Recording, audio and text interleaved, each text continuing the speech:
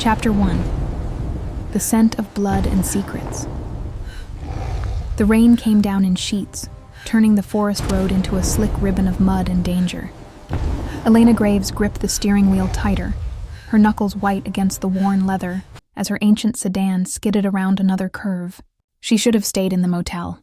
Should have waited out the storm like any sensible person fleeing their entire life would do. But sensible had stopped being an option 3 days ago when she'd walked in on her fiancé and her sister tangled together, in sheets that still smelled like Elena's lavender detergent. Just keep driving, she whispered to herself, blinking back tears that had nothing to do with the rain. Keep moving. Don't look back. The mountains of Black Pine Territory had seemed like the perfect place to disappear. Remote, forgotten, exactly the kind of nowhere that people like her could vanish into. The rental listing had been almost too good to be true. A cabin, fully furnished, asking price so low it bordered on suspicious. But Elena had stopped caring about suspicious. Suspicious was better than destroyed. Her phone buzzed in the cup holder. Another message from Marcus, probably. Another apology, another excuse, another promise that it didn't mean anything. She'd blocked him twice already, but he kept finding ways through. That was Marcus, persistent, charming, always knowing exactly how to slip past her defenses. Not anymore. The deer appeared out of nowhere. Elena's scream caught in her throat as she wrenched the wheel hard to the right. The car spun, tires shrieking against wet asphalt, and for one heart-stopping moment she was weightless, suspended between the road and the ravine. Then gravity remembered her, and the sedan plunged sideways into the ditch. The impact drove the breath from her lungs. Metal crunched. Glass shattered.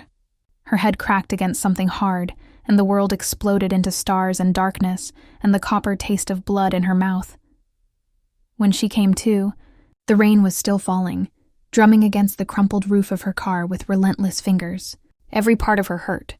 Her temple throbbed with each heartbeat, and when she touched her forehead, her fingers came away sticky and red.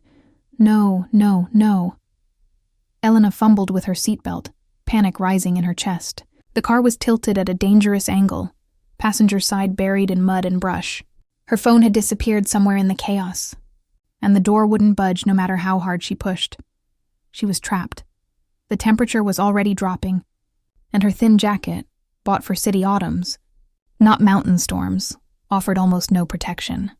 Elena tried the door again, throwing her shoulder against it, but pain lanced through her arm and she cried out, falling back against the seat. That's when she heard it. A sound that didn't belong in the storm. Low and rumbling, like distant thunder, but closer, much closer, and getting closer still. Through the cracked windshield, she saw movement. Something large and dark, circling the wreckage of her car with predatory grace. Elena's breath caught. A bear? A wolf? The creature moved into a patch of moonlight breaking through the clouds, and her heart nearly stopped.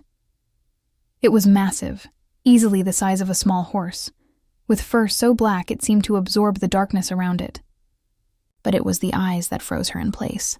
They glowed with an impossible amber light, intelligent and piercing, fixed directly on her bleeding face.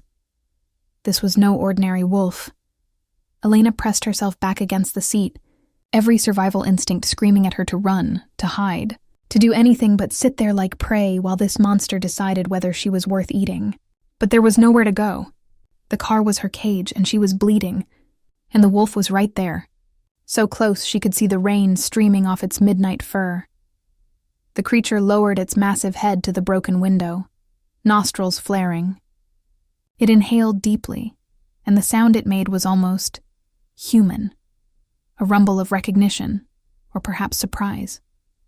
"Please," Elena whispered, though she didn't know what she was begging for. Mercy? A quick end? "Please, I don't—" The wolf's eyes met hers, and something passed between them. Something that made her breath catch for entirely different reasons. There was intelligence in that gaze. Ancient and knowing and almost concerned. Then it turned and melted back into the forest. Elena sat in the wreckage, shaking, trying to convince herself she'd imagined the whole thing. Shock could cause hallucinations, couldn't it? Head injuries could make you see things that weren't real. But she could still smell it. wild and earthy and distinctly animal, could still feel the weight of that impossible stare. She didn't know how long she sat there, bleeding and cold and alone. Time had stopped meaning anything, but eventually she heard another sound. Footsteps.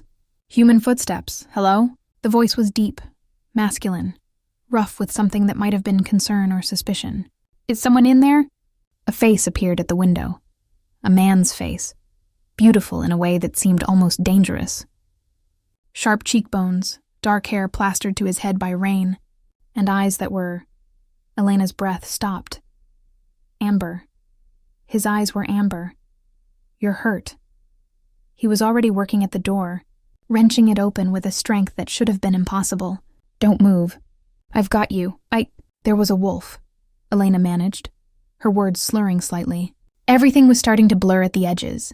A huge wolf, black. It was right here. Something flickered across the stranger's face, too quick to identify, gone before she could focus. You hit your head pretty hard, he said, his tone careful. Sometimes trauma can make us see things. But when he reached in to help her out of the car, Elena caught his scent. Wild and earthy and distinctly familiar. Rain, pine, and something else. Something animal. Who are you? She whispered, as he lifted her into his arms with impossible ease. The stranger's jaw tightened. For a moment she thought he might not answer.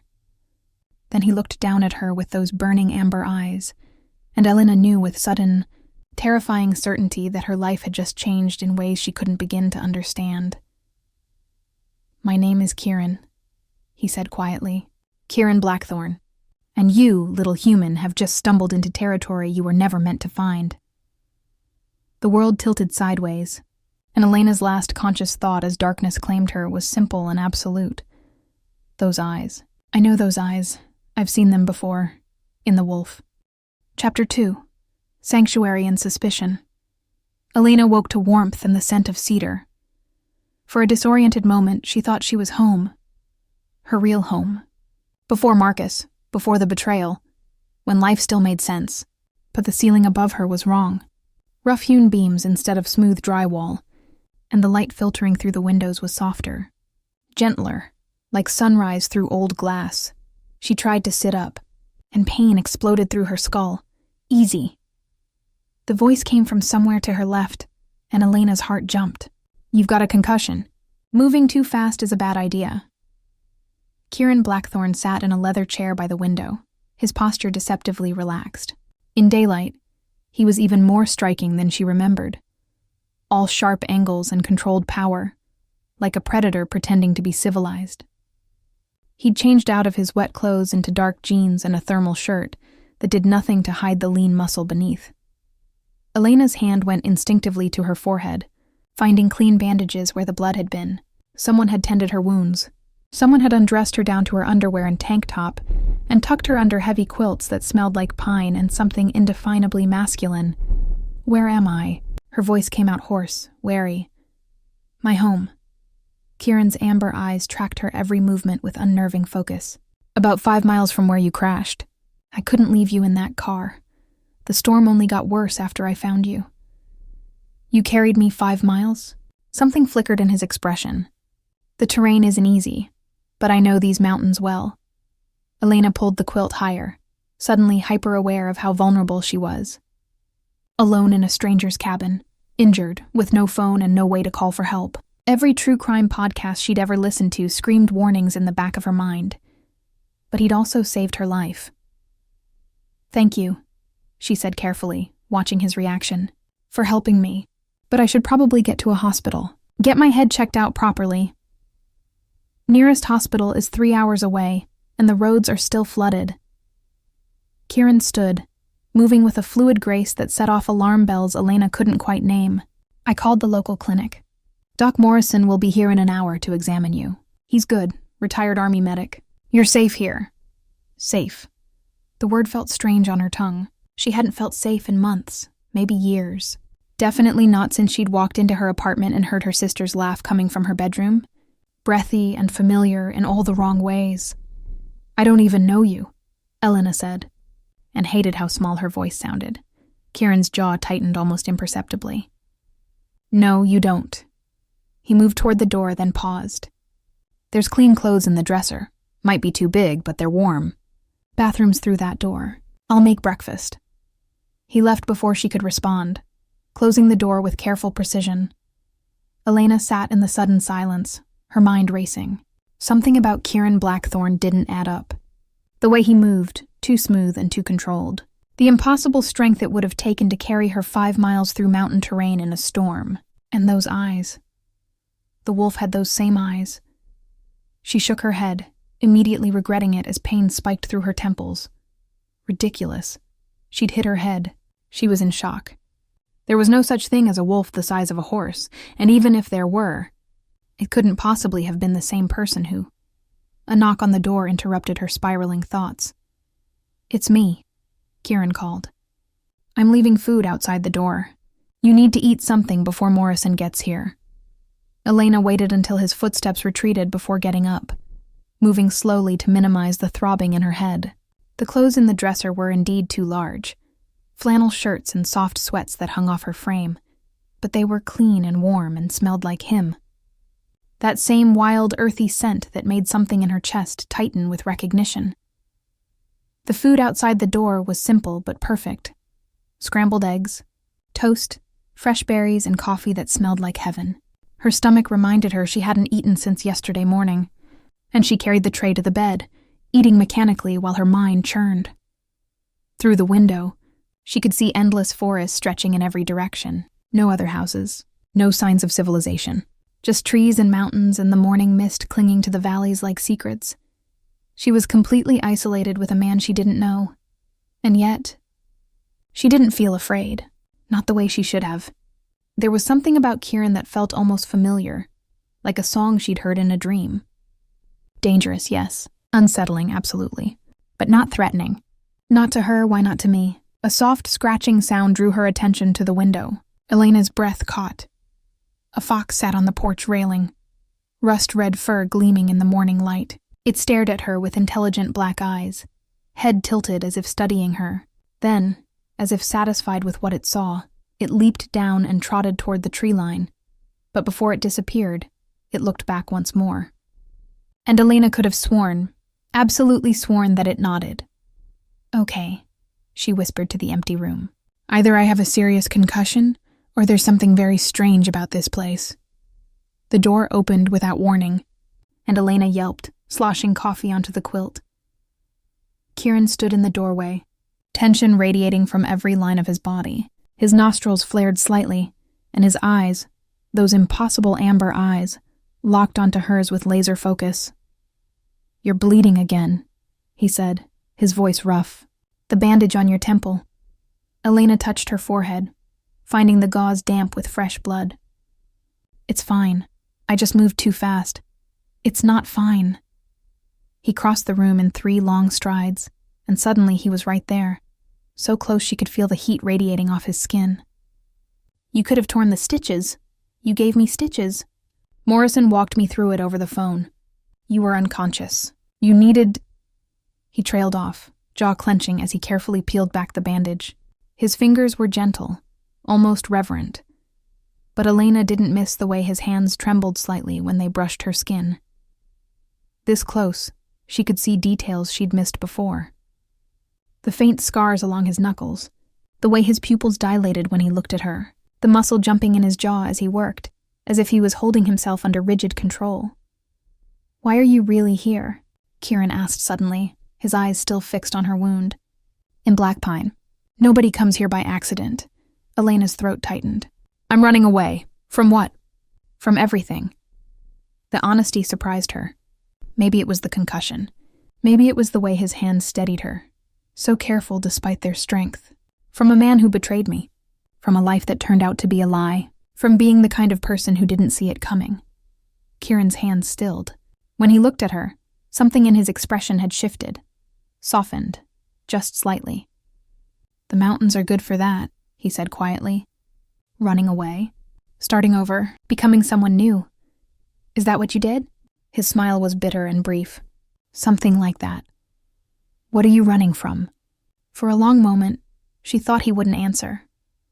Then he secured the fresh bandage and stepped back, putting careful distance between them. "Myself," Kieran said, and failing at it spectacularly. Before Elena could respond, a sharp whistle echoed from outside. Kieran's entire body went rigid, his head snapping toward the window with predatory alertness. "Stay here," he commanded, already moving toward the door. "Don't leave this room, no matter what you hear." "Kieran, what?" But he was already gone, the door closing behind him with ominous finality. Elena sat frozen on the bed, her heart hammering. Through the window, she saw Kieran emerge onto the porch, his posture transformed. No longer the careful caretaker, but something else entirely. Something wild. And from the forest came an answering howl that raised every hair on her body. Chapter 3. Wolves at the door. Elena pressed herself against the window frame, her breath fogging the glass as she watched Kieran face the forest. 3 figures emerged from the tree line, 2 men and a woman, all moving with that same predatory grace that Kieran possessed. They were dressed in ordinary hiking clothes, but there was nothing ordinary about the way they carried themselves. Like warriors. Like hunters. The woman reached Kieran first, and Elena's stomach clenched unexpectedly at the easy familiarity between them. She was beautiful in a wild, untamed way. Auburn hair in a messy braid, athletic build, and even from this distance, Elena could see the challenge in her stance. She couldn't hear what they were saying, but body language spoke volumes. The woman gestured sharply toward the cabin, toward Elena. Kieran's response was immediate and unmistakable. He positioned himself between them and the house, his shoulders squared, radiating warning. "He's protecting me," Elena realized. But from what? One of the men, tall, blonde, with a scar cutting through his eyebrow, laughed at something Kieran said. But it wasn't a friendly sound. It was mocking, derisive. He took a step toward the cabin, and Kieran moved to block him. What happened next made Elena's blood run cold. Kieran didn't just move. He transformed his stance in a way that seemed impossible. Suddenly larger, more dangerous, radiating an authority that made even the scarred man step back. For just a moment, Elena could have sworn she saw something flash in Kieran's eyes, something that glowed amber gold in the morning light. The woman grabbed the scarred man's arm, pulling him back. More words were exchanged, heated and tense. Then the 3 visitors melted back into the forest as silently as they'd come. Kieran stood there for a long moment, his back to the cabin, shoulders rigid with tension. When he finally turned around and caught Elena watching through the window, something painful flickered across his face. He returned to the room slowly, as if giving her time to prepare herself. When he opened the door, his expression was carefully neutral, but Elena could see the storm behind his eyes. "Friends of yours?" she asked, pleased when her voice came out steady. "Pack," Kieran said, then seemed to catch himself. "I mean, people from town. They heard about the accident. Wanted to make sure you were—" He trailed off, running a hand through his dark hair. "It's complicated. That woman didn't look like she wanted to make sure I was okay." Elena kept her tone light, but her heart was racing. "She looked like she wanted to throw me off the mountain." Kieran's lips twitched despite himself. "That's Sasha. She's protective of this territory. We don't get many outsiders in Blackpine." "Why not?" "Because we like it that way." He moved to the dresser, pulling out a heavier sweater. Doc Morrison called. "The roads are worse than we thought. Flooding took out the bridge on Route 7. He can't get here until tomorrow at the earliest." Elena's stomach sank. "So I'm stuck here." "You say that like it's a prison." Kieran's voice had an edge. "I'm not keeping you captive, Elena. You're injured and you need rest. That's all this is." But it wasn't all, and they both knew it. The air between them felt charged with unspoken things, heavy with secrets that pressed against Elena's consciousness like a forgotten word on the tip of her tongue. "The wolf," Elena said suddenly. "Last night, before you found me. It was real, wasn't it?" Kieran went very still. "You hit your head. Don't." Elena stood up, ignoring the throb in her temples. "Don't treat me like I'm hysterical. I know what I saw. That wolf was huge, massive, and it looked at me like it understood me, like it knew me. Concussions can cause... It had your eyes, Kieran. The words hung in the air between them like a challenge. For a long moment, neither of them moved. Kieran's expression was unreadable, but Elena caught the subtle shift in his breathing, the way his hands curled into fists at his sides. "You should rest," he said finally, his voice carefully controlled. "We can talk about this later when I'm what? Less crazy? Less observant?" Elena took a step toward him, surprised by her own boldness. Maybe it was the concussion. Maybe it was 3 days of rage at Marcus, at her sister, at every person who'd ever lied to her. "I've spent the last year ignoring my instincts because someone told me I was paranoid, that I was seeing things that weren't there, and I was wrong to listen to him." Something in Kieran's expression cracked. "Elena, my fiancé was sleeping with my sister for 6 months," she continued, the words spilling out before she could stop them. 6 months, and everyone around me knew. They all knew. But I was supposed to be the crazy one for asking questions, for trusting my gut.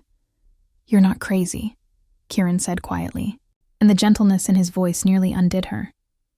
"Then tell me the truth." Elena closed the distance between them, tilting her head back to meet his eyes. "Tell me what you are. Because I know, that you're not just some random guy who happened to find me in the woods." Kieran looked down at her, and Elena watched emotions war across his face. Fear, longing, something that looked almost like pain. "The truth would terrify you," he said. "Finally, I'm already terrified." Elena's voice dropped to a whisper. "I've lost everything. My home, my family, the future I thought I had. Nothing you could tell me would be worse than what I've already survived." His hand came up, almost involuntarily, to cup her cheek. His palm was warm, calloused, and Elena found herself leaning into the touch despite every rational warning screaming in her head. "You have no idea what you're asking," Kieran murmured. His thumb traced the edge of her bandage with infinite care. "Once you know, there's no going back. Your life will never be the same." "Good," Elena said fiercely. "I don't want it to be the same." The same was a lie. Kieran studied her for a long moment, searching her face for something Elena couldn't name. Whatever he found there seemed to settle something in him, because his expression shifted, resolve replacing hesitation. "All right," he said. "But not here. Not like this. If I'm going to show you what I am, you need to be strong enough to run if you have to." "Run from what?" His smile was sad and beautiful and terrible. "From me." Before Elena could respond, another howl split the air. Closer this time, and answered by 2 more from different directions. Kieran's head snapped toward the window, his entire body going tense. "They're circling," he muttered, more to himself than to her. "Damn it, Sasha, not now. What's happening?" Kieran turned back to her, and for the first time, Elena saw real fear in his eyes. Not for himself, for her. "The pack is testing me," he said. "They want to know why I'm protecting a human. Why I'm keeping you here instead of sending you away. And if I can't give them a good reason," he trailed off, jaw clenching. "What happens if you can't?" Kieran's hand was still on her face, and his fingers tightened slightly. Protective. Possessive. "Then I'll have to make a choice. Between keeping you safe and keeping the peace." Elena's heart hammered against her ribs. "Which would you choose?" The look he gave her was answer enough. Fierce and certain and completely insane given that they'd known each other less than 12 hours. "You," Kieran said simply. "I'd choose you, every time. And that's exactly the problem." Before Elena could process those words, their weight, their impossible implications, the front door crashed open downstairs. "Kieran," Sasha's voice rang through the cabin, sharp with authority. "We need to talk, now, and bring the human. The Alpha wants to meet her." Kieran's eyes flashed pure gold, and Elena gasped. "Stay behind me," he growled, and the sound was barely human. "No matter what happens, stay behind me." Then he moved toward the door, and Elena followed, her whole world tilting on an axis she'd never known existed. Everything was about to change. And despite the terror coursing through her veins, part of her whispered, "Finally." Chapter 4. The Alpha's command, Elena's legs felt like water as she descended the stairs behind Kieran, one hand gripping the railing, the other pressed against the wall for balance. The concussion made everything slightly surreal, edges too sharp, sounds too loud, and the tension radiating from Kieran's body almost visible in the air between them. Sasha stood in the center of the living room, flanked by the two men from earlier. Up close, she was even more intimidating, all lean muscle and coiled energy, with eyes that assessed Elena like a predator calculating the weakness of prey. "So this is the human who's caused all the fuss," Sasha said, her voice dripping with disdain. "She doesn't look like much." "Sasha."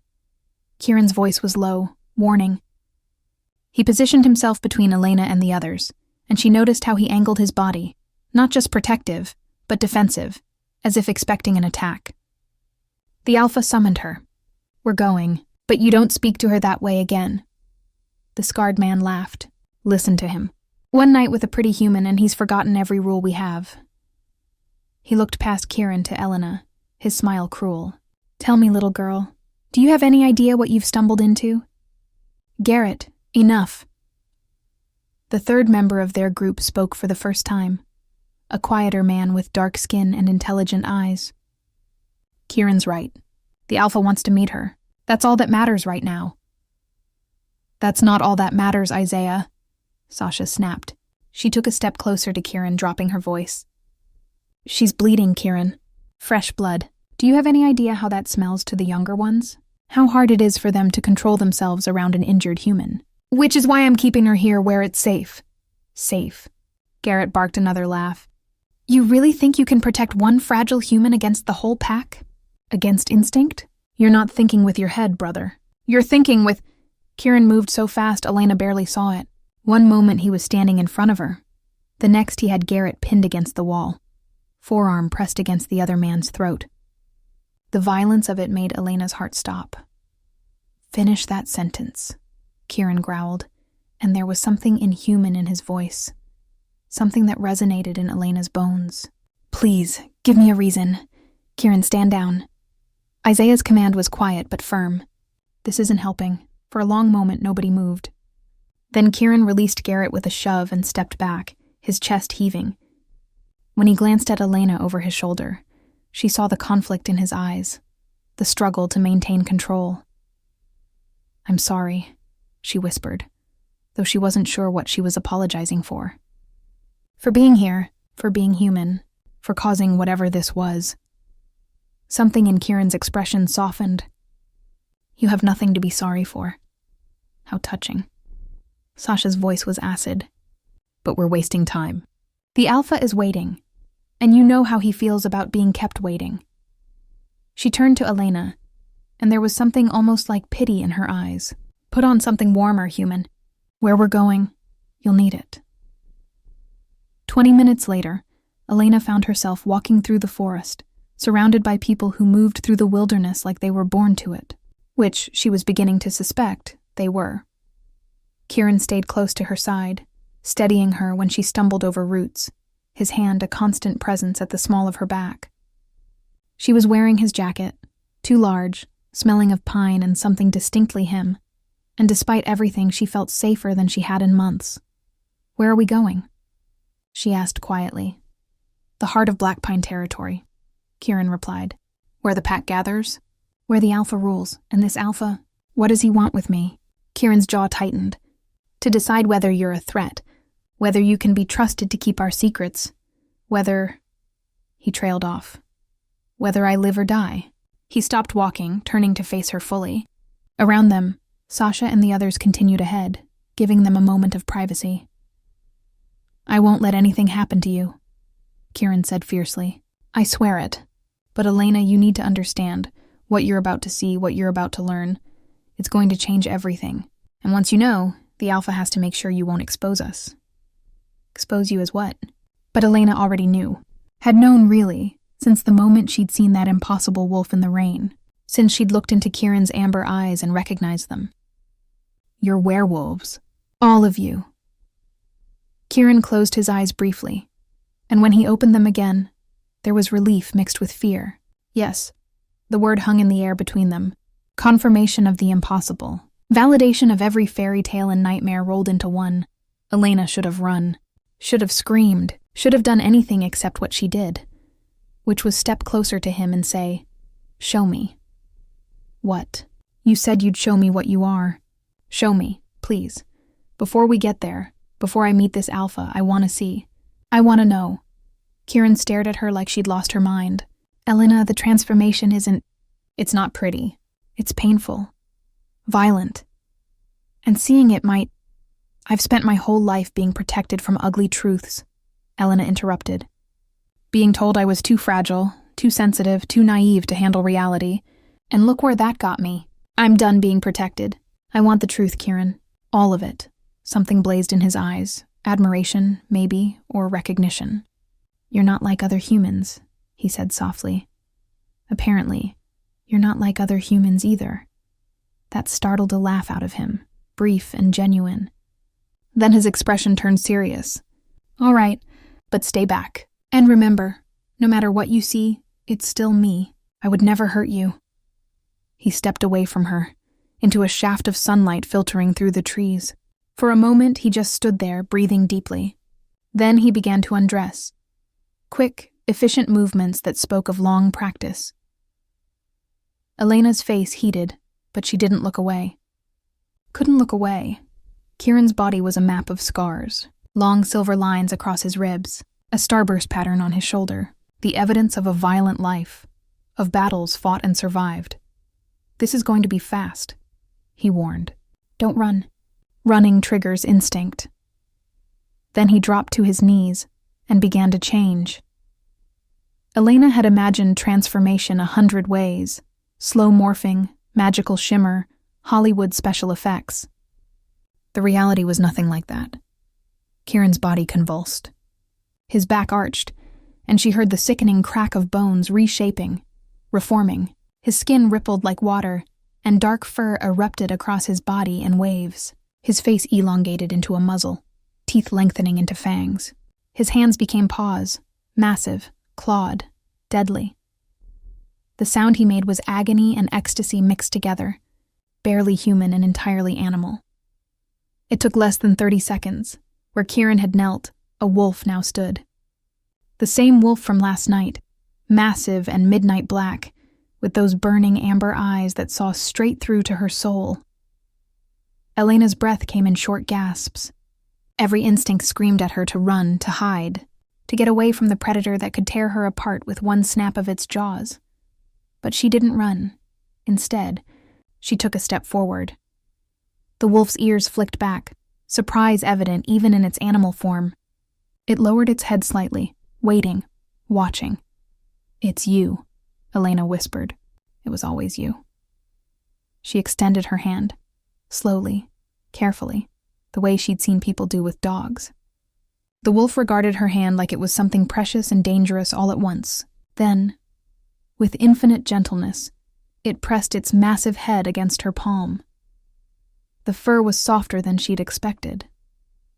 Warm. Real. "You saved me," Elena said, tears suddenly streaming down her face. "Last night, you found me. You stayed with me until you could be human again. Until you could carry me to safety." The wolf, Kieran, made a sound low in its throat. Not a growl. Something else. Something that sounded almost like a whimper. Then, in another explosion of reformation, he was changing back. Bones snapping, fur receding, until Kieran knelt in the dirt again, gasping, human, vulnerable. Elena dropped to her knees beside him, not caring about propriety or boundaries. She pulled his jacket off and draped it over his shoulders, her hands shaking. "Thank you," she said, "for trusting me with this." Kieran looked up at her, and the expression on his face was raw. "You didn't run." "No, you should have. Probably." Elena's hand found his, squeezing tight. "But I'm tired of running from the truth." "Elena, Kieran!" Sasha's voice shattered the moment. "Get dressed, now. The Alpha's patience is wearing thin." Kieran stood quickly, dressing with swift efficiency, but before they rejoined the others, he caught Elena's hand one more time. "Whatever happens next," he said quietly. "Whatever the Alpha decides. Know that meeting you changed something in me. Something I thought was broken forever." Elena didn't get a chance to respond. Sasha was already pulling them forward, toward a clearing ahead where Elena could see figures gathering, dozens of them, and in the center, waiting, was someone who radiated power like heat from a fire, the Alpha. Chapter 5. The Alpha's judgment. The clearing was ancient. Elena could feel it in her bones. Massive stones formed a rough circle, worn smooth by centuries of weather and use. Wolves, some in human form, others in their animal state, lined the perimeter, watching her with eyes that glowed in the dappled sunlight. The air was thick with tension, expectation, and something else. Something primal that made every hair on Elena's body stand on end. The Alpha stood at the center of it all. He was older than Elena had expected, maybe in his 50s, with silver threading through his dark hair. But age hadn't diminished him. If anything, it had honed him into something more dangerous. Power rolled off him in waves, and even from across the clearing, Elena felt the weight of his authority pressing down on her lungs. Rowan Blackthorn. The Alpha's voice was deep, resonant, carrying effortlessly across the space. "You've brought the human. As you commanded, Alpha Donovan." Kieran's voice had changed, formal, deferential, but with an undercurrent of steel. His hand remained at the small of Elena's back, a constant reminder that she wasn't alone. Alpha Donovan's eyes, a pale, ice blue that seemed to see everything, fixed on Elena. She felt stripped bare under that gaze, every secret and fear laid open for examination. "Come forward, human. Let me see what's caused such disruption in my territory." Elena's legs didn't want to move, but Kieran's gentle pressure urged her forward. They crossed the clearing together, and Elena was acutely aware of dozens of predators tracking their every step. One wrong move, one sign of threat, and she'd be torn apart before she could scream. They stopped 10 feet from the Alpha. Kieran bowed his head slightly, acknowledgement of rank, but Elena noticed he didn't fully submit. Didn't bare his throat or drop to his knees. There was respect in his posture, but not subjugation. "What is your name?" Donovan asked. "Elena Graves." Her voice was steadier than she'd expected. "I didn't mean to intrude on your territory. I was just trying to get to a cabin rental when the storm—" "I know why you're here." Donovan circled them slowly, and Elena fought the urge to turn and track his movement. Predators liked it when prey ran or showed fear. "You're running from a broken engagement, from betrayal, from a life that disappointed you." He paused in front of her again. "The question is, what do you plan to do now?" "I don't understand what you're asking." "You've seen what we are. You know our secret. That makes you either an asset or a liability." His expression was unreadable. "I need to determine which." "She's not a threat." Kieran stepped slightly forward, protective. "She's injured, alone, and she has nowhere else to go. She won't expose us." "You sound very certain of that, given you've known her less than a day." Donovan's gaze shifted to Kieran, and something passed between them, a conversation without words. "Tell me, Kieran, why did you bring her to your home? Why not leave her at the crash site for human authorities to find?" Elena felt Kieran tense beside her. The question was a trap, she realized. "A test, because she was hurt," Kieran said carefully. "Because the roads were flooded. Because she smelled like fate." The words came from a woman emerging from the crowd, elderly, with white hair and eyes that held ancient wisdom. She moved with a walking stick, but there was nothing frail about her presence. If anything, the other wolves seemed to defer to her even more than to the Alpha, Elder Mara. Donovan's tone held respect. "You've sensed something?" "I've sensed what everyone with a nose has sensed, Donovan. You're just too stubborn to admit it." Mara approached Elena, studying her with unnerving intensity. "This human carries a scent that calls to one of our own. Old magic, destiny." She turned to Kieran. "You felt it the moment you found her, didn't you? The pull. The recognition." Kieran's jaw clenched, but he didn't deny it. "What are you talking about?" Elena asked, looking between them. "What pull?" "What destiny?" Mara smiled, but it wasn't entirely kind. Child, do you believe in fate? In souls that are meant to find each other across time and circumstance? I don't know. I never really thought about it. Well, fate believes in you. Mara tapped her walking stick against the ground. You're Kieran's mate. His true mate. The one the moon herself has chosen for him. The clearing erupted in murmurs. Some shocked, some disbelieving, others angry. Elena felt the world tilt sideways. That's impossible, Sasha said, pushing forward. She's human. We don't mate with humans. We can't. The bloodline would be. The moon doesn't care about our politics, Sasha. Mara's voice cut through the noise like a blade. She chooses who she chooses, and she's chosen this one for our lost prince. Lost prince. Elena's head was spinning. What does that mean? Kieran, what is she talking about? But Kieran wouldn't meet her eyes. His expression was anguished, conflicted, as if he'd been found guilty of a crime he didn't know how to defend against. Alpha Donovan held up a hand, and silence fell immediately. Elder Mara, are you certain? As certain as I've ever been. Look at him, Donovan. Look at how he stands with her. How he's positioned himself between her and every possible threat. His wolf recognized her before his human mind did. That's why he couldn't leave her.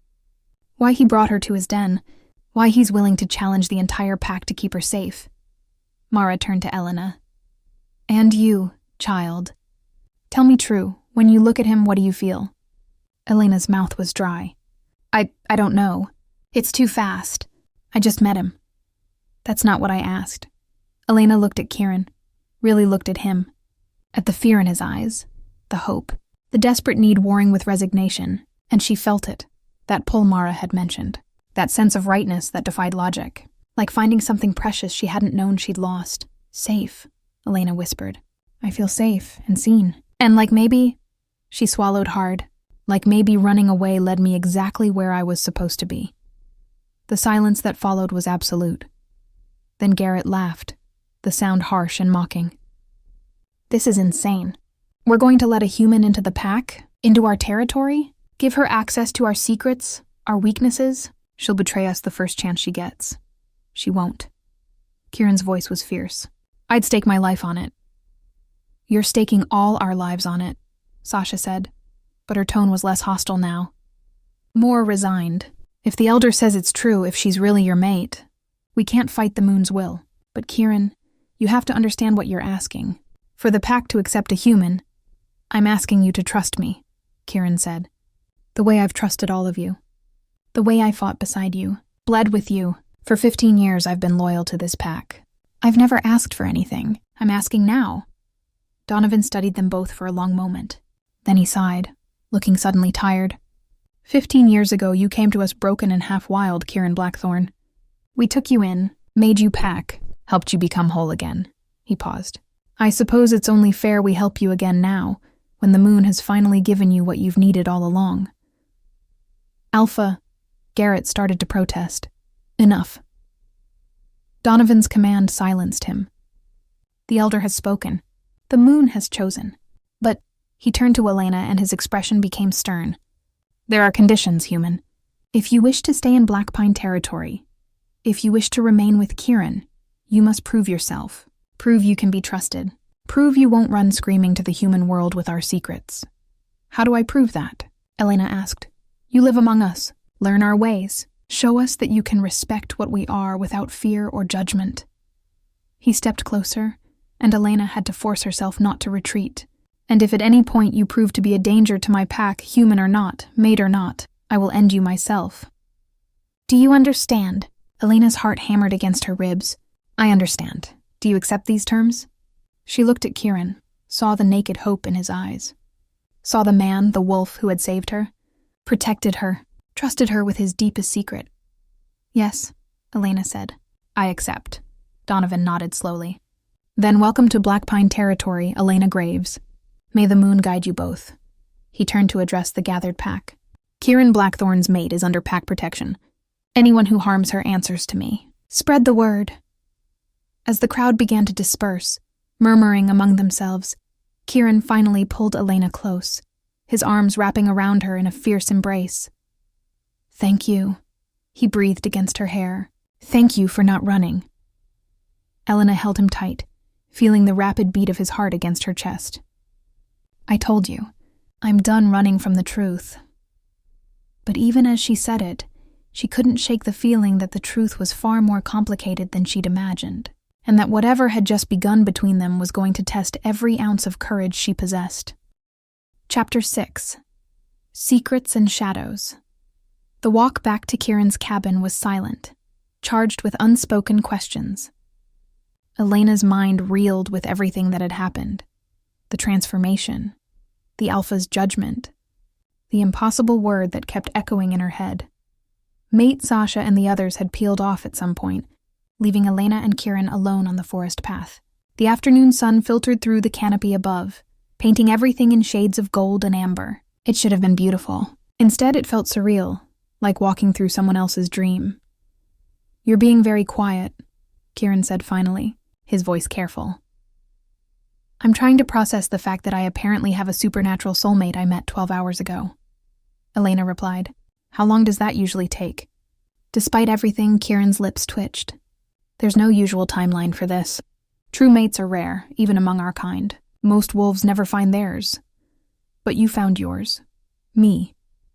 Elena stopped walking, forcing him to turn and face her. "Kieran, I need you to explain what that means. What everyone back there was talking about. This can't just be something that happens because magic says so. It's not magic, not exactly." Kieran ran a hand through his hair, a gesture Elena was beginning to recognize as his tell for discomfort. It's more like recognition. When a wolf finds their true mate, it's not a choice or a spell. It's a knowing, deep in our bones, like finding the missing piece of yourself you didn't know was gone. "That's convenient," Elena said, and heard the bitterness in her own voice. "Just a few days ago I thought I knew who my missing piece was." "I was wrong about that too," Kieran flinched. "This isn't like that. Your fiancé, he chose to betray you. He made a decision. This is different, is it? Or is it just another way for someone else to decide what I should feel, what I should want?" Elena wrapped her arms around herself. "I came here to escape being told what my life should look like.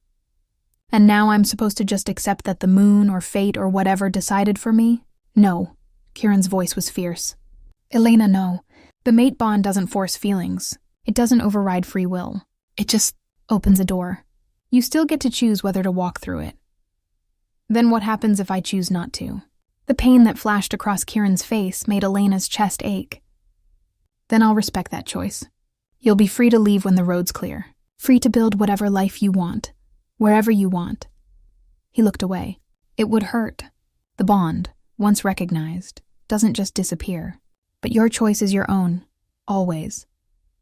Elena studied him, this man who was so much more than a man, who had saved her, protected her, offered her truth when she'd been drowning in lies. "What do you want?"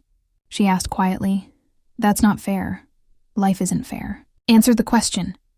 Kieran's amber eyes found hers, burning with intensity. "I want you to stay. I want time to show you that what we could have together is real. Not because fate demands it, but because you and I, we fit. I felt it the moment I found you in that wreckage. And it terrified me. Why? Because I thought I was done with hope." His voice dropped to barely above a whisper. "I thought I'd accepted that some things were just too broken to fix." "What things?" Elena stepped closer. "Elder Mara called you a lost prince. What did she mean?" Kieran turned away, his shoulders rigid. "That's a story for another time." "No." Elena caught his arm, feeling the muscle tense under her touch. "You said you'd give me truth, all of it. I can't make any kind of choice about this bond thing if you're keeping secrets from me." For a long moment she thought he'd refuse. Then he gestured toward a fallen log beside the path. "Sit, please. This is going to take a while." They sat side by side, not touching, but close enough that Elena could feel the heat radiating from his body. Kieran stared into the forest, gathering his thoughts, and when he finally spoke, his voice was hollow with old pain. "I wasn't born into Black Pine Pack," he began. "I came from the Silvercrest Pack, 3 territories north of here. My father was Alpha. I was his heir, the Prince Mara mentioned. Being an Alpha's son meant responsibility, duty, tradition. It meant I had no room for weakness or doubt." "That sounds lonely," Elena said softly. It was, but I had someone who made it bearable. Her name was Lydia." Kieran's hands clenched into fists. We grew up together, trained together. Everyone assumed we'd be mates, that I'd take her as my Luna when I became Alpha. And I wanted to believe it too. I cared for her, trusted her. Elena's stomach dropped. She knew where this was going, knew the shape of betrayal intimately. There was a challenge to my father's authority, Kieran continued. A coalition of wolves who thought he was too traditional, too rigid. They wanted to modernize, to integrate more with the human world. The conflict turned violent, and on the night of the final confrontation, when everything came to a head, he paused, swallowing hard. Lydia chose them. She'd been working with the coalition the entire time, feeding them information, undermining my father's authority, using everything I'd told her in confidence against us. Kieran, my father died that night. So did my younger brother. The coalition won, and I was exiled, cast out for being the old Alpha's son, for representing everything they wanted to destroy. His voice was devoid of emotion now, reciting facts like a history lesson. I wandered for months, half wild, barely holding onto my human side, until I stumbled into Black Pine territory, and Alpha Donovan took me in. Elena felt tears prick her eyes. I'm so sorry. Don't be. It was 15 years ago. I've built a life here, found peace of a sort. He finally looked at her. But I swore I'd never trust anyone with my heart again. Never let anyone close enough to destroy me like that. And then you crashed into my territory, bleeding and brave and looking at me like I was worth saving. You are worth saving, Elena said fiercely. Am I? Kieran's smile was bitter. Or am I just a broken wolf trying to find meaning in a bond neither of us asked for? Stop that. Elena grabbed his face, forcing him to look at her. You want to know why I didn't run when you showed me what you are? Why I didn't scream or faint or lose my mind? Why? Because when I looked at you, wolf or man, I saw someone who understood. Someone who knows what it's like to have the person you trusted most stab you in the back, to question everything you thought you knew about yourself. Her voice cracked. I see you, Kieran. And you see me. That's not nothing. That's not just magic or fate or whatever. That's real.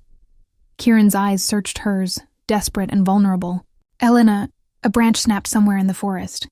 Both of them tensed, Kieran's body shifting instantly into predator mode. He stood slowly, positioning himself between Elena and the sound, one hand extended behind him to keep her back. Show yourself, he called, his voice carrying authority. I can smell you. For a moment, nothing. Then a figure emerged from the shadows, a young man, maybe 20, with shaggy dark hair and eyes that glowed yellow-green in the dimming light. He was lean and wiry, moving with the nervous energy of someone not quite in control. Kieran, the young man said, his voice rough. Alpha Donovan sent me. There's been an incident in town. Human tourist asking questions about the wolf sightings. Getting too close to Pack territory. His eyes flickered to Elena, curious and wary. He wants you to handle it. Your experience with humans makes you the best choice. Now, Kieran's frustration was evident, he said immediately, before they call in wildlife authorities or hunters. The young man shifted his weight. I can stay with the human. Keep her safe until you return. Absolutely not. Kieran's response was instant and sharp. She comes with me, or we both stay. Kieran, you can't bring her into town. She's barely recovered from the crash. And if the tourists see her with you, it'll raise questions about... I said no, Marcus. Kieran's eyes flashed gold. Find someone else to babysit or tell the Alpha I'm not leaving her. Marcus held up his hands in surrender. All right. I'll tell him. But he's not going to be happy about this. The Pack comes first, Kieran. Even before... He trailed off, glancing at Elena. Even before mates. After Marcus melted back into the forest, Elena touched Kieran's arm. You should go. If there's a threat to your pack, you're my pack too now, Kieran said firmly. That's what accepting you as my mate means. You're not less important than any of them. You're more important. The words wrapped around Elena's heart like a promise, terrifying and exhilarating all at once. Then we'll figure it out together, she said. Whatever comes next. But Kieran, no more secrets. If we're doing this, if I'm staying and learning and trying, I need complete honesty. About everything. Kieran pulled her close, his forehead resting against hers. Everything, he agreed. I promise. But as they stood there in the growing darkness, Elena couldn't shake the feeling that some secrets were buried too deep to ever fully unearth, and that whatever was brewing in Black Pine territory was about to test their fragile new bond in ways neither of them were prepared for. Chapter 7. Into the wolf's den night had fallen by the time they reached Kieran's cabin, and with it came a cold that cut through even his heavy jacket. Elena's concussion was making itself known again. Her head throbbed with each step, and the world had taken on a dreamlike quality that made it hard to distinguish between exhaustion and shock. "Easy," Kieran murmured, catching her when she stumbled on the porch steps. Without hesitation, he swept her into his arms, carrying her inside with the same effortless strength he'd shown the night before. "You've pushed yourself too hard today. I watched you turn into a wolf, met your alpha, and found out I'm supposedly your destined soulmate," Elena said, her words slightly slurred. "I think I'm entitled to be a little wobbly." Kieran's laugh was soft as he carried her upstairs to the bedroom. "Fair point." He set her gently on the bed, then knelt to remove her boots. His boots, really, several sizes too large and caked with forest mud. The gesture was intimate, domestic, and it made Elena's chest tighten with unexpected emotion. "I can do that myself," she protested weakly. "I know you can." Kieran looked up at her, his amber eyes warm in the lamplight. "Let me take care of you anyway." Something about the way he said it, not possessive or patronizing, but simply offering, made Elena's defenses crumble a little more. She'd spent so long being strong, being independent, proving she didn't need anyone, but maybe needing someone wasn't the same as being weak. "Okay," she whispered. Kieran finished with her boots, then disappeared into the bathroom. Elena heard water running, and a moment later he returned with a damp cloth and a first aid kit.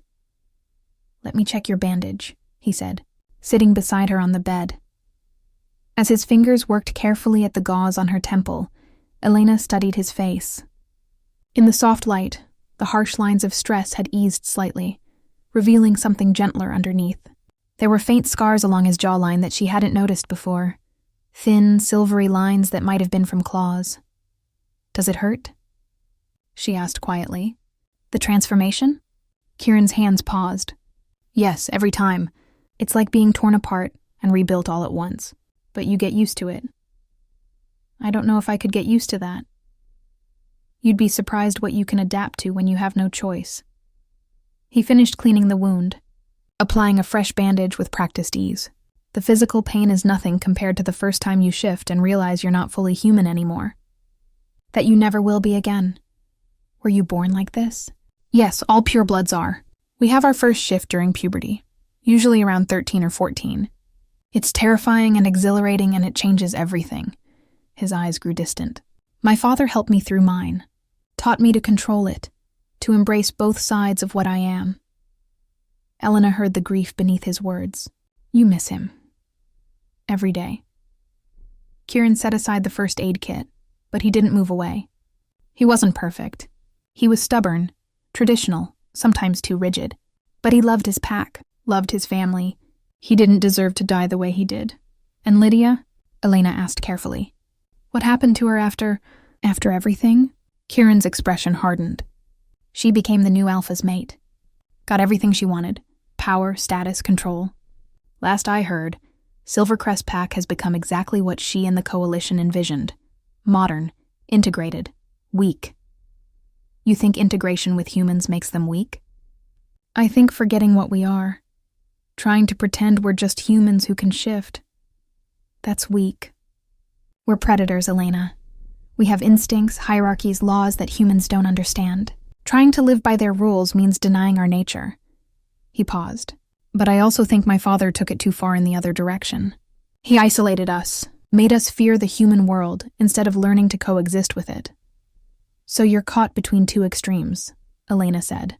"Not traditional enough for your father's world, not modern enough for Lydia's." Kieran's smile was rueful. "Story of my life." "Maybe you don't have to be either." Elena reached out, her fingers brushing his hand. "Maybe you get to choose something different. A third path. Is that what you are?" Kieran turned his hand over, lacing his fingers through hers. My third path? I don't know what I am yet, Elara admitted. Everything's happening so fast. Yesterday I was just a broken woman running away from her life. Now I'm sitting here holding hands with a werewolf, talking about pack politics and destiny like it's normal. Nothing about this is normal, Kieran agreed. But Elara, what you said earlier, about seeing me, about understanding, I need you to know that goes both ways. When I found you in that car, bleeding and terrified, I didn't just sense a mate bond. I saw someone who'd been betrayed, someone who'd lost everything but kept fighting anyway, someone brave enough to trust again despite every reason not to. I'm not that brave, Elara whispered. I'm scared, Kieran. Of this, of you, of what it means if I stay. Good. His thumb traced circles on the back of her hand. Fear means you're taking it seriously. That you understand the stakes. If you weren't afraid, I'd be worried about your judgment. Elara laughed despite herself. So what happens now? Is there some kind of mate ritual? A ceremony? Please tell me there's not a ceremony. No ceremony. Not unless you want one. Kieran's expression turned serious. The mate bond isn't something that has to be formalized or completed right away.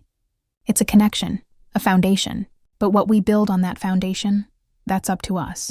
We can take it as slow as you need. How slow is slow in werewolf terms? However slow you want. Days, weeks, months. He squeezed her hand gently. I've waited 15 years to feel anything close to hope again. I can wait as long as it takes for you to be sure. The patience in his voice. The absolute certainty that she was worth waiting for. It undid something in Elara. Made tears well up that she'd been holding back since the clearing. I don't know how to do this, she admitted, her voice breaking. I don't know how to trust my instincts anymore. Marcus, he made me feel crazy for months, made me doubt every feeling, every suspicion. And now I'm supposed to trust that what I feel for you is real? That it's not just trauma or destiny or... Hey. Kieran cupped her face, his touch infinitely gentle. Look at me. What you feel doesn't have to make sense yet. It doesn't have to be defined or explained. You just have to be honest about it. With yourself and with me. I feel... Elara took a shaky breath. Safe, seen. Like maybe I'm not as broken as I thought. And that terrifies me. Because the last time I felt safe with someone, it destroyed me. I'm not him, Kieran said fiercely. I will never be him. But I understand why you need to protect yourself. Why you need time to learn to trust again. He pressed his forehead to hers. So we'll take it slow. We'll be honest. And if at any point you need space or want to leave, I'll help you go, even if it kills me. Elara closed her eyes, feeling the warmth of him, the solid reality of his presence. I don't want to leave, she whispered. Not yet. Maybe not ever. Is that crazy? If it is, then we're both crazy. They stayed like that for a long moment, breathing together, neither quite ready to let go. Then Kieran pulled back slightly, his expression turning reluctant. You need rest, he said. Real rest. Your body is still healing. Where will you sleep? Couch downstairs. I'll be close if you need anything. Elara caught his hand before he could stand. Stay, please, just in the chair. Like last night. I don't want to be alone. Something soft and vulnerable crossed Kieran's face. Are you sure? I'm not sure about anything, but I know I sleep better when you're near. That has to mean something. Kieran settled into the chair by the window, and Elara burrowed under the quilts, her body finally surrendering to exhaustion. As her eyes grew heavy, she heard him speak softly. Elara? Thank you for giving us a chance. Elara wanted to respond, to say something meaningful, but sleep was already pulling her under. Her last conscious thought was simple and true. I think I'm exactly where I'm supposed to be. Outside, the moon rose full and bright over Black Pine territory. And in the forest, wolves began to howl, a sound that was equal parts warning and welcome. The pack was watching, waiting, to see if their lost prince had finally found his salvation, or his downfall. Chapter 8. Truths Beneath the Surface. Elara woke to the smell of coffee and something baking, cinnamon maybe and vanilla. Morning light streamed through the windows, painting everything in shades of honey and gold. For For the first few drowsy seconds, she forgot where she was, forgot everything that had happened. Then memory crashed back like a wave. Werewolves. Mates. Kieran. She sat up slowly, relieved when her head didn't immediately punish her with stabbing pain. The concussion was improving. The chair by the window was empty, the quilt folded neatly over its arm, evidence that Kieran had stayed through the night as promised. Voices drifted up from downstairs. Kieran's deep rumble and a woman's lighter tone, though not Sasha's sharp bite. This voice was warmer, tinged with laughter. Elena pulled on one of Kieran's flannel shirts over her tank top and made her way downstairs, moving carefully. The cabin looked different in daylight, more rustic than she'd realized, with exposed beams and a massive stone fireplace. Everything was neat but worn, lived in. A home, not just a house. In the kitchen, Kieran stood at the stove while a woman in her 40s perched on a bar stool, gesturing animatedly as she spoke. She had kind eyes and laugh lines, her dark hair streaked with gray. When she saw Elena, her face lit up with genuine warmth. "You must be Elena." "I'm Dr. Sarah Morrison, but please call me Sarah. Everyone does." She hopped off the stool and approached with an easy confidence. "I came to check on that head of yours. Kieran's been worried sick." "I have not," Kieran protested, but the tips of his ears were red. "He's checked on you 17 times since sunrise," Sarah confided in a stage whisper. "I counted." Elena felt a smile tug at her lips despite herself. 17 seems excessive. That's what I said. Sarah pulled out a penlight. "Now let me take a look at you. Track my finger, please." As Sarah conducted her examination, checking Elena's pupils, asking about symptoms, testing her reflexes, Elena caught Kieran watching from the kitchen. His expression was unguarded in a way she hadn't seen before, open and almost boyish with relief when Sarah pronounced the concussion improving. "You're healing well," Sarah said, packing away her medical kit. "Better than expected, actually. Keep resting, stay hydrated, and no strenuous activity for at least another week. And that means no running through forests and storms," she added pointedly. "I'll try to avoid that," Elena said dryly. Sarah squeezed her hand. "You know, the whole territory is buzzing about you. First human to be accepted as a mate in Blackpine in over 50 years. That's significant. I'm still trying to wrap my head around what that even means. It means you're one of us now, under pack protection, and if anyone gives you trouble, which they might, humans aren't always welcomed with open arms, you come find me. I've been patch physician for this pack for 20 years. They listen to me," Sarah winked. "Well, most of them do." After Sarah left with promises to check in again in a few days, Elena found herself alone with Kieran in the warm kitchen. He slid a plate toward her, cinnamon rolls, homemade by the look of them, still steaming. "You bake?" Elena asked, surprised. "My mother taught me. She said an alpha should know how to nurture as well as protect." Kieran poured coffee into 2 mugs. "Old-fashioned, I know, but some traditions are worth keeping." Elena took a bite and nearly moaned. The roll was perfect, soft, sweet, with just the right amount of spice. "This is incredible." "Don't sound so shocked." But Kieran looked pleased. They ate in comfortable silence for a few minutes. Elena noticed small details she'd missed before. The way Kieran's hair curled slightly when it dried, the old scar on his left wrist, the careful way he moved around the kitchen like he was trying not to take up too much space. "Can I ask you something?" Elena said finally. "Anything." "Yesterday, Elder Mara said true mates were rare." "How rare?" Kieran set down his coffee. "In a pack of 50 wolves, maybe 1 or 2 will find their true mate in their lifetime. Most wolves choose compatible partners, wolves they care for, who fit their life and goals. Those bonds can be strong and lasting. But true mates..." He paused, searching for words. "It's different. Deeper. Like your souls recognize each other on a level that transcends logic or choice." That sounds intense. It is. It can be overwhelming. The bond amplifies everything. Emotions, physical sensations, even thoughts sometimes if it's strong enough. Kieran's eyes met hers. "But it also means you're never truly alone. That someone out there understands you completely, even the parts you don't understand yourself." Elena's chest tightened. What if I'm not ready for that? For someone to see all of me? Then we take it slow. The bond doesn't force intimacy, Elena. It invites it. But you control the pace. You decide how much to share, how fast to open up. He reached across the table, palm up, offering, I meant what I said, however long you need. Elena placed her hand in his, feeling the calluses, the warmth, the subtle tremor that said he wasn't as calm as he appeared. I want to try, she said softly. I want to get to know you. The real you, not just the wolf, or the mate, or the lost prince, just Kieran. Something blazed in his eyes, hope and fear and desperate longing all at once. What do you want to know? Everything. But let's start simple.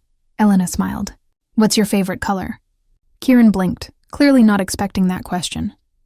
Then he laughed, the sound rich and surprised. Green, forest green specifically, the color of the woods right after rain, when everything feels alive and new. You? Blue, deep ocean blue. The kind that makes you wonder what's beneath the surface. Fitting, Kieran murmured. What else? They talked for hours. Small things at first, favorite books, worst fears, childhood memories. Elena learned that Kieran loved thunderstorms, hated coffee but drank it anyway, and had a weakness for terrible action movies. That he'd taught himself guitar during his wandering years. That he volunteered with the local wildlife rehab. That he'd once spent 3 months living as a wolf because his human side hurt too much to bear. In turn, she told him about her mother's death when she was 12, how she'd raised herself while her father drowned in work, and her sister in rebellion, about her love of photography, her dream of traveling the world, the way Marcus had slowly convinced her those dreams were impractical, childish, proof she wasn't ready for real adult life.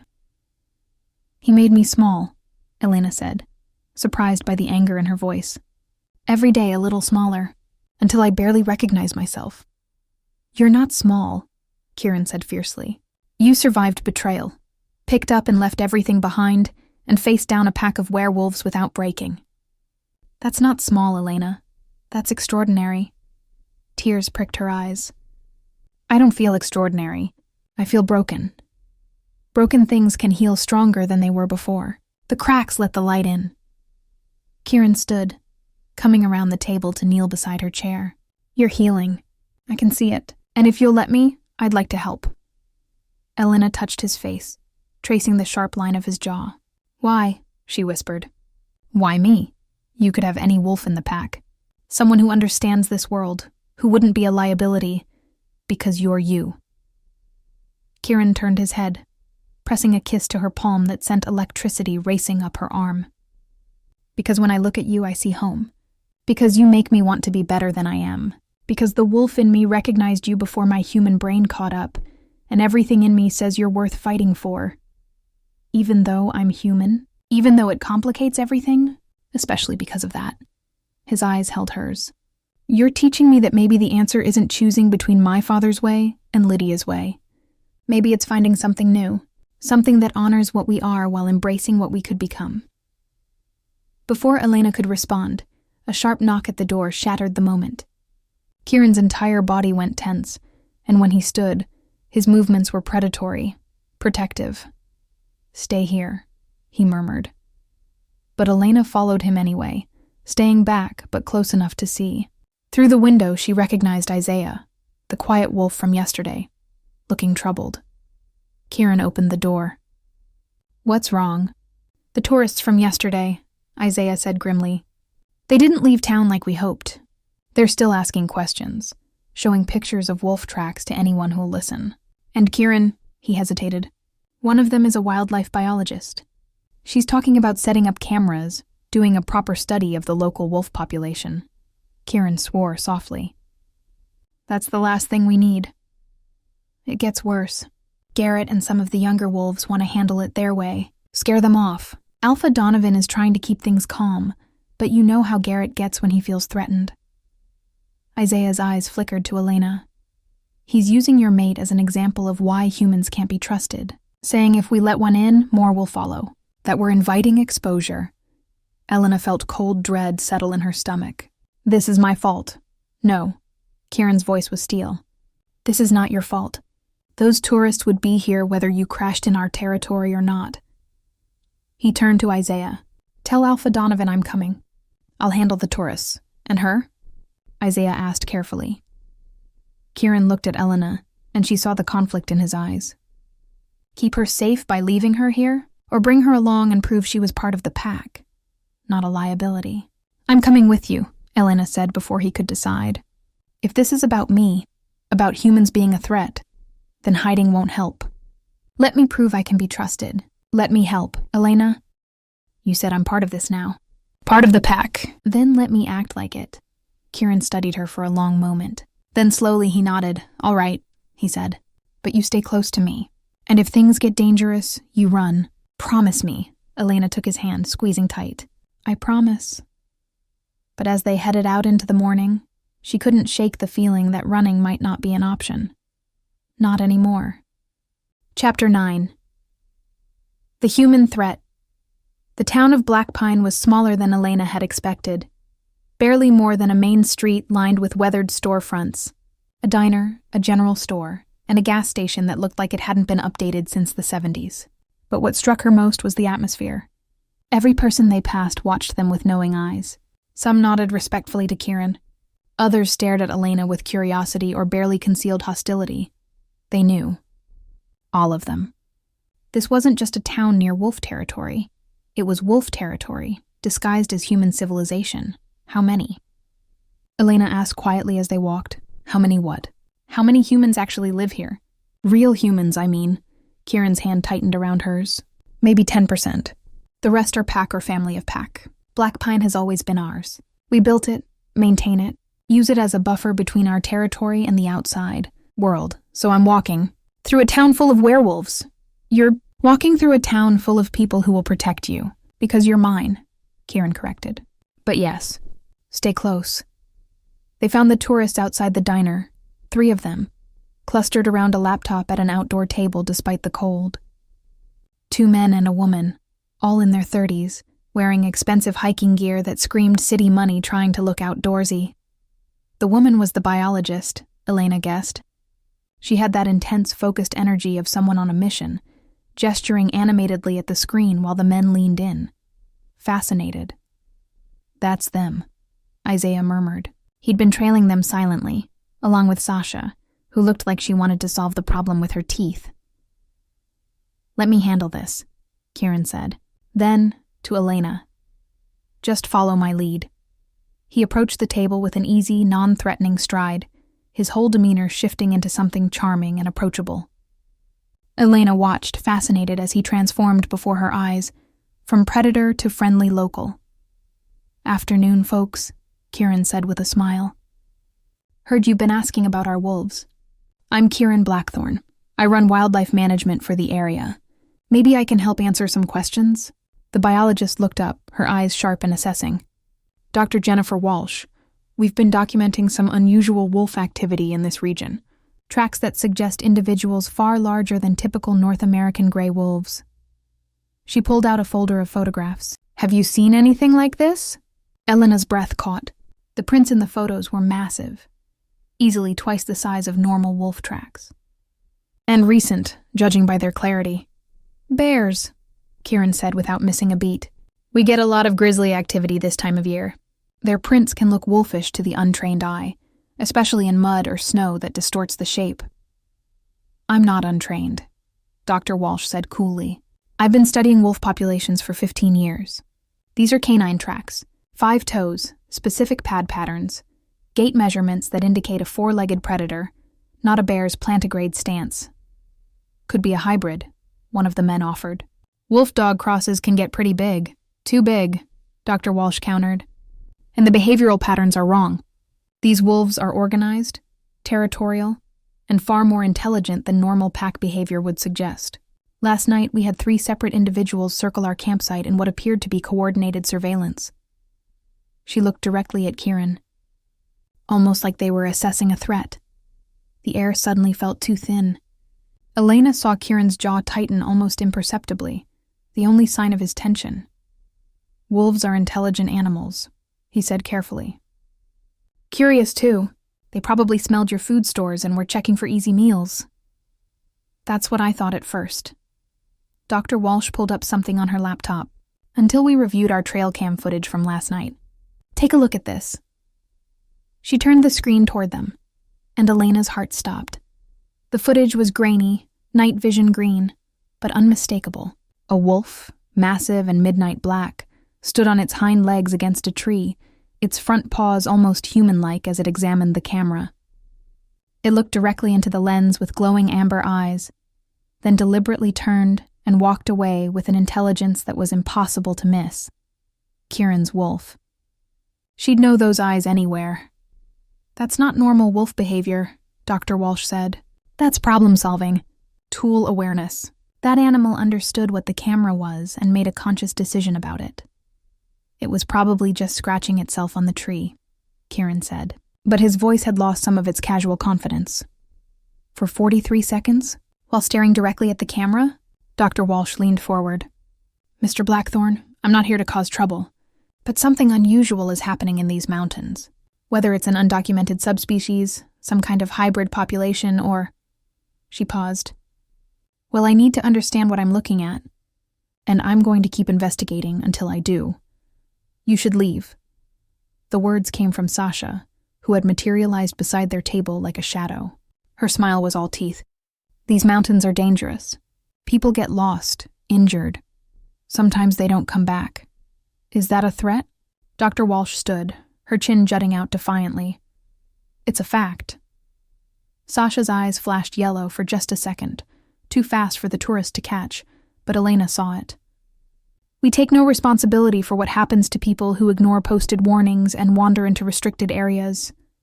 Sasha, that's enough. Kieran's voice cracked with authority.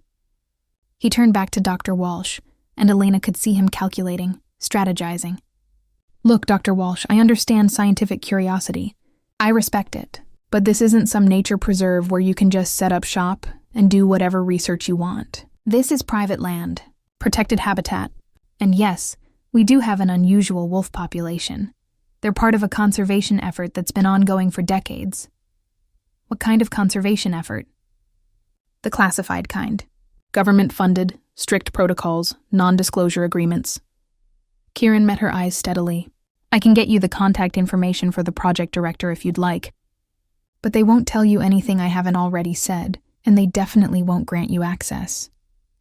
It was a brilliant lie, plausible enough to give Dr. Walsh pause, vague enough to discourage further inquiry. Elena watched the biologist process this information, saw doubt creep into her expression. I'd like that contact information, Dr. Walsh said finally. Of course. I'll have it sent to the diner by this evening. Kieran offered his hand. In the meantime, I'd really recommend you folks head back to the main highway. There's a storm system moving in tomorrow. Going to be nasty. You don't want to be camping in the backcountry when it hits. Dr. Walsh shook his hand reluctantly. Fine, but I'm not giving up on this story. Mr. Blackthorn, if there's something significant happening with the wolf population here, the scientific community has a right to know. Of course, Kieran said smoothly. Science should always pursue truth, but safely and legally. As they walked away, Elena felt the tension radiating off Kieran like heat. They'd barely made it around the corner when he stopped, pressing his palms against the brick wall of a building, breathing hard. That was too close, Isaiah muttered. Kieran, that footage, I know. Kieran's voice was strained. I knew there was a camera. I thought I'd disabled it. You posed for it, Sasha snapped. What were you thinking? I was thinking I wanted them to know they were being watched. To feel uncomfortable enough to leave. Kieran straightened, running a hand through his hair. I didn't expect them to actually review the footage with that level of analysis. We need to destroy it, Sasha said. Break into their camp, wipe their drives, scatter their equipment. No. Alpha Donovan's voice cut through the argument. He emerged from the shadows of an alley, and Elena realized he'd been there the whole time, listening. Violence draws more attention than it prevents. Kieran's approach was correct. We give them bureaucratic runaround, make the research seem boring and inaccessible, and wait for them to lose interest. And if they don't lose interest? Sasha challenged. Donovan's eyes were cold. Then we take more permanent measures. But we try diplomacy first. He looked at Elena, really looked at her, and she felt the weight of his assessment. What do you think, human? You understand their world better than we do. Will the scientist let this go? All eyes turned to Elena. She swallowed hard, thinking of Dr. Walsh's intensity, her determination. No, Elena said honestly. She won't. People like that, when they find something that doesn't fit their understanding of the world, they can't let it go. It becomes an obsession. She'll keep digging, keep looking, until she finds proof. Then we're in danger of exposure, Garrett said, appearing behind Alpha Donovan. Because of her. He pointed at Elena. Because Kieran was too busy protecting his human pet to properly handle the situation. Kieran moved so fast Elena barely saw it. He had Garrett by the throat, slammed against the wall, growling low and dangerous. Say that again, Kieran snarled. Call her that one more time and see what happens. Enough. Donovan's command was absolute. Kieran, release him. Garrett, shut your mouth before I do it for you. Kieran stepped back, but his eyes were still flashing gold. Elena touched his arm, feeling the muscles coiled tight as springs beneath her fingers. There has to be another way, she said softly. Something that doesn't involve violence or exposure. Maybe I could help. How? Donovan asked, his tone skeptical but not dismissive. Elena's mind raced. Dr. Walsh is a scientist. She wants data, proof, understanding. What if we gave her a story she could believe? Something mundane enough to lose its appeal but satisfying enough to answer her questions? Keep talking, Donovan said. The hybrid theory, Elena continued, gaining confidence. What if we staged evidence of a breeding program gone wrong? Wolf-dog hybrids that escaped, established a population, developed unusual behaviors because of their mixed genetics. It's plausible, not interesting enough for major scientific journals, but enough to satisfy her curiosity. Kieran was staring at her like she'd just performed magic. That could work. It's risky, Sasha said. If she investigates deeper, she won't, Elena interrupted. Not if we make it messy and disappointing enough. Failed breeding programs happen all the time. They're sad, but not groundbreaking. Give her a story about negligent owners, escaped animals, and a local government that's embarrassed about the whole thing. She'll write a blog post and move on. Silence fell as the wolves considered this. Finally, Alpha Donovan nodded slowly. We'll try it your way, human, he said. But if it fails, if she continues to be a threat, we handle it my way. Understood? Understood, Elena said, though she didn't want to know what my way meant. As the group dispersed, Kieran pulled Elena aside, his expression a mixture of pride and concern. That was brilliant, he said, but also terrifying. You just involved yourself in pack business, made yourself valuable. There's no going back from this, Elena. You're not an observer anymore. You're one of us. Elena looked up at him, seeing the fear and hope warring in his eyes. Good, she said, because I think I'm finally ready to stop running. From my past, from myself, from this. Kieran's hand cupped her face, his thumb tracing her cheekbone with heartbreaking tenderness. I'm going to fall in love with you, he whispered. If I haven't already. Elena's breath caught. Kieran, I know it's too soon. I know you're not ready, but I needed you to know. He pressed his forehead to hers. You're extraordinary, Elena Graves. And I'm the luckiest wolf alive that fate brought you to me. Before Elena could respond, a howl split the air. Urgent, warning. Something was wrong, and their fragile peace was about to shatter. Chapter 10. Blood and Bonds. The howl came from the east, high-pitched, desperate, cut short in a way that made Elena's blood run cold. Around them, every wolf froze, head snapping toward the sound with predatory focus. That's Tyler, Isaiah said, already moving, one of the juveniles. He was supposed to be patrolling the North Ridge. Alone? Kieran's voice was sharp with anger and fear. He volunteered, wanted to prove himself. Alpha Donovan was already striding toward the tree line. Sasha, Isaiah with me. Garrett, gather the enforcers. Kieran. I'm coming, Kieran said, no room for argument in his tone. Take the human back to your den first. This could be another howl closer now. Different voice. Then the crack of gunfire echoed through the valley. Everything stopped. The sound hung in the air like a curse. Hunters. Sasha breathed, her face pale. Those tourists, they must have gone into the restricted zone despite the warnings. Or they're not tourists at all, Garrett growled. Could be a trap. Could be hunters who know exactly what they're looking for. Alpha Donovan's expression was carved from stone. Everyone moves. Now, Kieran, I don't care about protocol. Shift and run. You're fastest. Find Tyler before they do. His eyes cut to Elena. The human stays with Sasha. No. Kieran's response was immediate. She comes with me, or I don't go. Kieran, this isn't the time for... I can feel her through the bond, Kieran interrupted, desperation creeping into his voice. If she's in danger, if something happens while I'm gone, it'll break my focus. Compromise the rescue. She's safer with me. It was a lie, or at least an exaggeration, and they both knew it. But Elena saw the calculation in Donovan's eyes, the way he weighed speed against safety. Fine, but she's your responsibility. If she slows you down, if she gets hurt, if she exposes us, I understand, Kieran said. They ran. Elena had never experienced anything like it. Kieran shifted mid-stride, his clothes tearing away as black fur erupted across his body. He dropped to all fours, massive and powerful, then looked back at her with those burning amber eyes. The message was clear. Climb on. You've got to be kidding.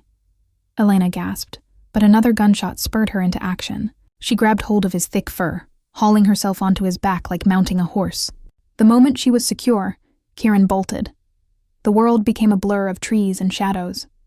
Kieran moved with impossible speed, weaving between trunks, leaping over fallen logs, his powerful muscles bunching and releasing beneath her.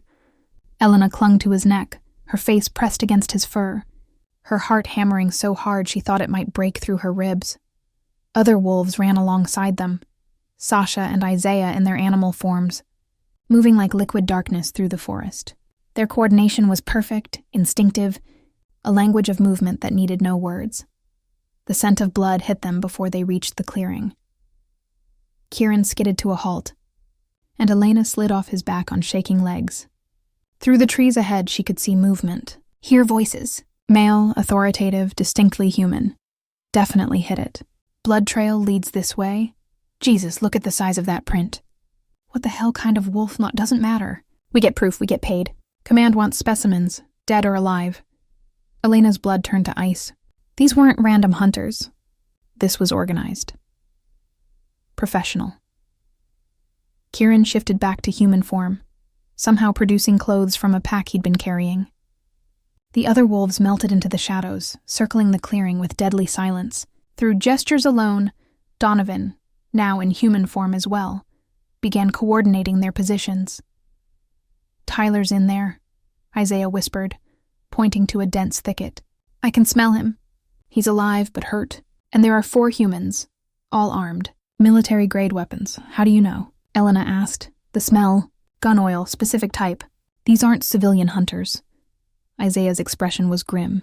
Someone sent them here. Someone who knows what we are. Kieran's hand found Elena's, squeezing once. Reassurance or goodbye, she couldn't tell. Stay here. Don't move, don't make a sound. If things go bad, I'm not leaving you, Elena said fiercely. Elena, I said no. We do this together or not at all. Something blazed in Kieran's eyes. Frustration, admiration, fear. Then he nodded once, sharp and decisive. Stay behind me. Always behind me.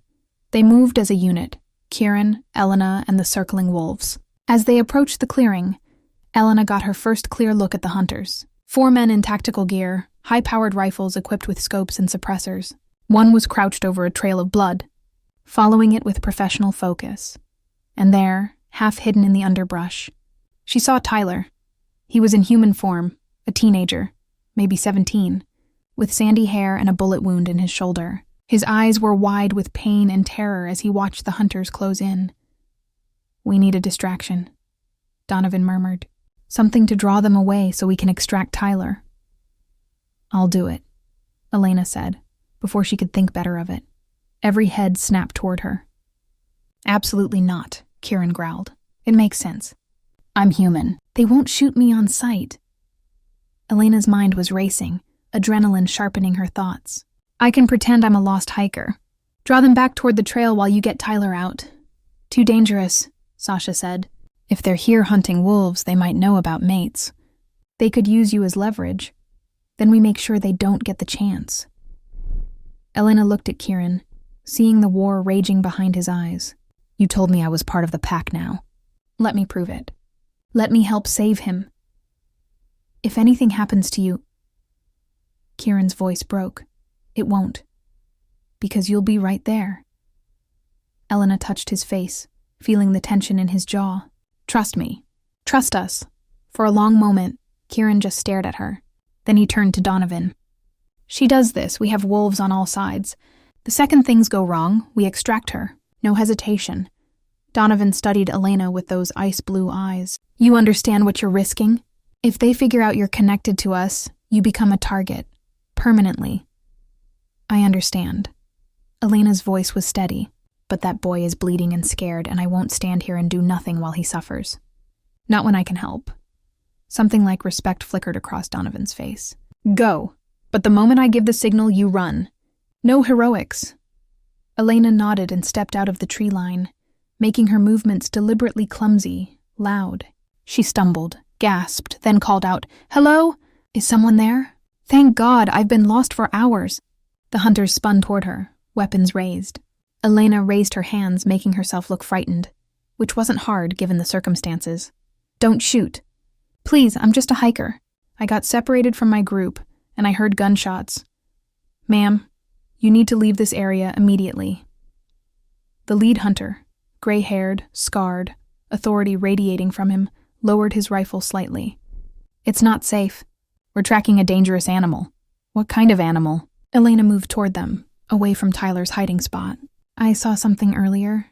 Huge, like a bear, but different. What did you see exactly? Another hunter stepped closer, his eyes sharp with interest. I'm not sure. It was so fast. But the eyes, they almost glowed. Is that normal? Elena let her voice shake convincingly. Should I be worried? I need to find my group. Behind the hunters, she saw shadows moving. Kieran in wolf form, flanking right. Sasha left. Isaiah circling behind. They were getting into position. Ma'am, I need you to come with us. For your own safety. The lead hunter reached for her arm. Elena stepped back. I can find my own way. I insist. His grip closed around her wrist, tight enough to hurt. And in that moment, his expression changed. Sharpened. You smell like wolf, he said softly, dangerously. Like you've been living with them. Rolling in their dens. Terror spiked through Elena's chest. I don't know what you're talking about. Command said there might be a human collaborator. Didn't believe it myself. He yanked her closer, his free hand going to his radio. This is Hunter 1. I've got the insider. Confirm extraction. A massive black shape exploded from the trees. Kieran slammed into the hunter with the force of a freight train, sending him flying. The other hunters opened fire, but the wolves were already on them. Faster than thought, more coordinated than any human team. It was controlled chaos, designed to incapacitate without killing. But one hunter broke free, swinging his rifle toward Elena. Time slowed. She saw his finger tightening on the trigger. Saw Kieran too far away to reach her. Saw the barrel pointing directly at her chest. Then Sasha hit the hunter from the side, her jaws closing around his wrist with precision. The gun discharged into the air, and Elena dropped to the ground, her ears ringing. When she looked up, it was over. The hunters were disarmed, unconscious, being zip-tied by Isaiah and Garrett. Tyler was being carried out by 2 younger wolves, his shoulder being bandaged even as they moved, and Kieran was standing over Elena in human form, his chest heaving, his eyes wild with residual fear. Are you hurt? His hands were everywhere, checking for wounds, for blood, for any sign of damage. I'm fine. I'm okay. Elena grabbed his face, forcing him to look at her. I'm okay, Kieran. He pulled her against him with bruising intensity, his whole body shaking. When I saw that gun pointed at you, his voice broke. Elena, I can't lose you. Not when I've just found you. We need to move, Donovan said, approaching with Sasha. These men will wake up eventually, and more might come. We take the boy to Sarah, get him stabilized. He looked at Elena. You did well. Brave but reckless. Tyler's alive because of you. What about them? Elena gestured to the unconscious hunters. We'll wipe their electronics, scatter their equipment, and leave them tied up for local authorities. They'll have nothing but a story about being attacked by wild animals, which technically is true. Donovan's smile was cold. Their superiors might suspect differently, but without proof, they can't act. As they gathered Tyler and prepared to retreat deeper into the territory, Elena realized something profound had shifted. She'd stopped being a guest, an outsider, someone to be protected or tolerated. She'd become part of the pack. And looking at Kieran's face, seeing the fierce pride and love there, she knew there was no going back, not that she wanted to. This was her home now. These were her people, and she would fight to protect them, just as they'd fought to protect her.